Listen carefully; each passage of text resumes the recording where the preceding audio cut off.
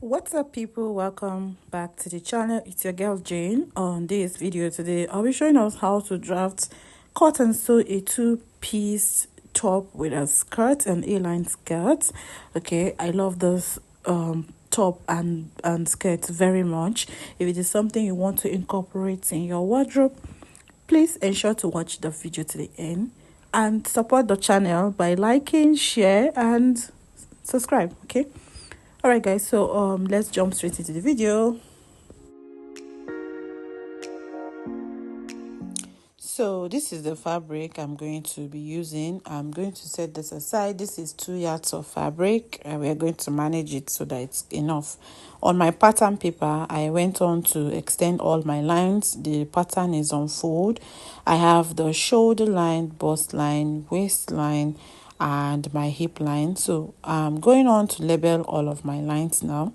Okay, so for the length of this blouse, for the length of this top, I used 28 inch. That is because this is an asymmetric top. That is why this pattern is on fold. It's an asymmetric top, and you need the asymmetric area to extend a little bit above your hip line. So my hip is 26, so I extended it down to 28 inches. All right, so from my shoulder down to the length of this top is 28 inches. So after you've gotten this, the next thing you want to do is to take your measurement. On my shoulder line, I'm going to take my shoulder divided by 2, which is 7.5 inches. I went on to place a mark there. Okay, so from that point, I will come down by 1.5 inch for the shoulder slope. So the shoulder slope I'm using here is 1.5 inch. From that point, I'm going to take the length of the armhole. The length of the armhole here is 7.5 inch. For you to get the armhole length, you need to divide your bust circumference by 6 plus 1.5 inch. So that's how I was able to get the length of my armhole. So from that point, I'm going to measure out the distance and get the midpoint. So before we get the midpoint, you need to measure out the shoulder line again on your chest line. Then you're going to create another line outward, which is going to serve as your chest line. From there, you're going to connect it back up to the armhole line. Now, on your armhole, you'll get the midpoint. And once you get the midpoint, you are going to come in by 1/2 inch. This is so that you can create the armhole line. So back to your chest line, you're going to take your bust circumference. So I want this bust area to be a little bit free. My bust is 37. I'm going to add extra 2 inches to it because I want it to be free. 37 plus 2 extra inch will give us 39 inches. I'm going to divide that by 4. That will be 9.25. I'm going to add extra 0.25 inch to make it 10 inches. So on my chest area, I'm going to mark 10 inches for the bust measurement. So once that is done, I'm going to take my curve ruler and I'm going to connect from the shoulder slant to meet the 1/2 inch we have at the armhole area. Then we are going to connect back to the chest area. So this way we have created the armhole for the front. After this is done, the next thing you will do is to come to your slope. You're going to create the shoulder seam. So the shoulder seam I'm going to be using here is 5 inches, and for the neck opening is going to be 3 inches. Okay, and then the neck depth will be 3.75. so we're using 3.75 for the neck opening of the front. All right, so after that I will use my curve to create the neck opening for this pattern. After creating the neck opening, you go back to your shoulder seam and then you're going to connect the slanted line. Now that this is done, you come down to your waist. My waist is 30 divided by 4. I have 7.5. I'm not going to be adding any ease towards this area. Okay, I'm just going to mark exactly 7.5 on the waist area. On the hip line, I'm going to take my hip circumference divided by 4 plus extra 0.25 as is. So once you've gotten all of these measurements, you're going to now connect from your chest down to your waist. Okay, and then from your waist down to the length of the top. Okay, so now the next thing you want to do now is to ensure to repeat the same markings on the other side of your paper. All right, so we are going to go ahead and repeat all of these markings and measurements on the other side of our paper. So here is what it looks like on our pattern paper. We have extended all of our lines. We have marked out all of our measurements on the paper. So I'm just going on to label each of the lines. I have the bust, the waist, and the hip. Okay, and when you're done with this, you're going to cut out this pattern. Okay, so go ahead and cut out this pattern. After cutting, we'll open it up. Now I've opened it up. Now you need to determine what part you want the asymmetric to fall on.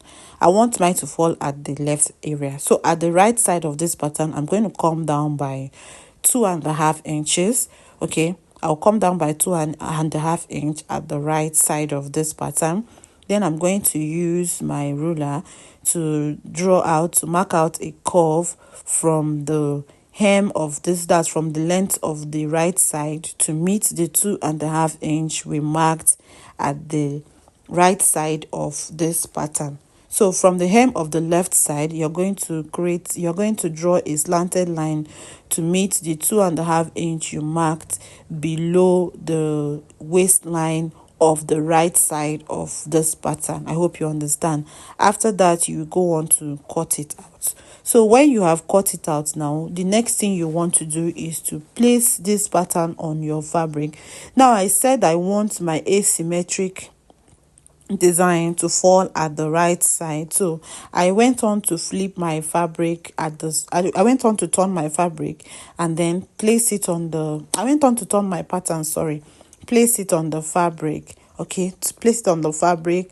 Now you see that the fabric is facing the right side. So because this pattern, I want the asymmetric area to fall at the left side of my body, so I went on to turn the pattern to the wrong side, but my fabric is going to be turned to the right side. I hope you understand. If you don't, just watch the video carefully, see how I placed the fabric. The right side of the fabric is what is facing you, while the pattern is turned towards the wrong side. This is because I want the asymmetric effect to be at the left side of my body. So while cutting, you're going to add 1 inch at the sides, 0.5 inch at the shoulder area, 0.5 inch at the neck opening, 0.5 inch at the armhole area, and then for the hemming of the top, you're going to be adding 1 inch to that. All right, so that's what I've done, and then I went on to cut it out. Now, after cutting out the front, we need to move on to the back. So for the back, on your chest line, you're going to extend the line towards the center front. This is because the back is going to have a cowl effect. Now, when you've extended that chest line, you're going to slash it open all the way to the side. Ensure that you don't slash cut the pattern. Just ensure that you cut and then you leave like 0.25 inch at the side. So when you are done with this, you're going to get another pattern paper. You're going to place it under this pattern. You're going to use your tape to tape it down. Okay, just place another pattern paper under your back panel, tape it down, then determine how low you want the cowl effect to be at the back. So for me, I went on to take 8 inches, and then after that, at the top, I went on to mark a straight line at the top to meet the shoulder line. Okay, after that is done, I am going to go on to trim it out. It's as simple as that. Just determine how low you want the cowl effect to be at the back, then you are going to connect the center front line, the center back line to meet with a straight line to meet your shoulder line. After this is done, I'm going to cut out the remaining excesses at the pattern. Now, this is what it looks like after cutting out. I'm going to place this pattern on my fabric, and I'm going to be folding my fabric into two. So you see the way I folded my fabric. I folded for the back, I folded it into two. Okay, make sure that you fold it into two. Then while cutting out, I left 0.5 inch at the top for stitching allowance. At the shoulder line, I added 0.5 inch as well. At the armhole, I added 0.5 inch. At the side, I added 1 inch like I did For the front, okay, I added 1 inch like I did for the front. At the sides, I went ahead to go and cut it out, and then at the hem of this top, I added 1 inch as well. So just go on and keep cutting. When you are done cutting it, this is what the back would look like. You see that the back has two asymmetric effects running on it. That's because we're going to be cutting it out later. So when you are done trimming out the seam, you are going to take out your pattern. So once you take out the pattern for the back, this is what it looks like. Now you're going to grab the front. Okay, we are going to use the front to trim out the asymmetric effect on the back. So this is my front panel. I'm going to lay it on the table. Then I'm going to place the back on top of it, right sides facing each other, and I'm going to trim out the other excess we have on the back that is not needed, so that the back and the front will have the same asymmetric effect at the lower end. I hope you understand. So now I've trimmed out the back. This is what it looks like, and yeah, I'm going to set this aside. The next thing to work on is the skirt. So this two piece is going to have a skirt. So for the skirt, I went on to draft this on my paper because the fabric is very busy. So on my paper, I marked my waistline, my hip line. This is going to be an A-line skirt. So the length of the skirt is going to be 19 inches. All right, so I went on to mark 19 inches from the waist down, and then I connected with a straight line.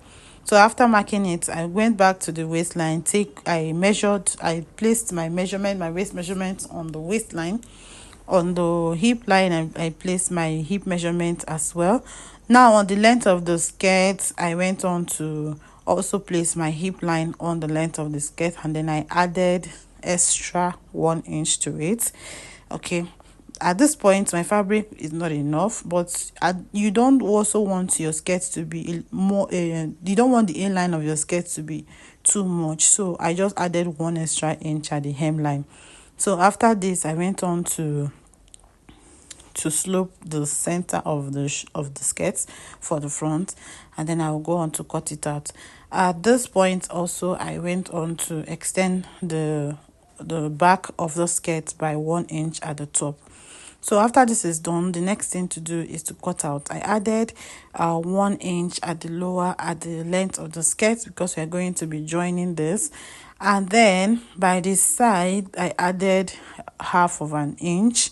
That's because the fabric I'm working with is not enough. If you have enough fabric, you can go ahead and add 1 inch. So I added half an inch for the side seam for the skirt. So after this is done, this is what the skirt looks like. This is the hip, this is the length of my skirt. So right now I will go ahead to cut out this skirt.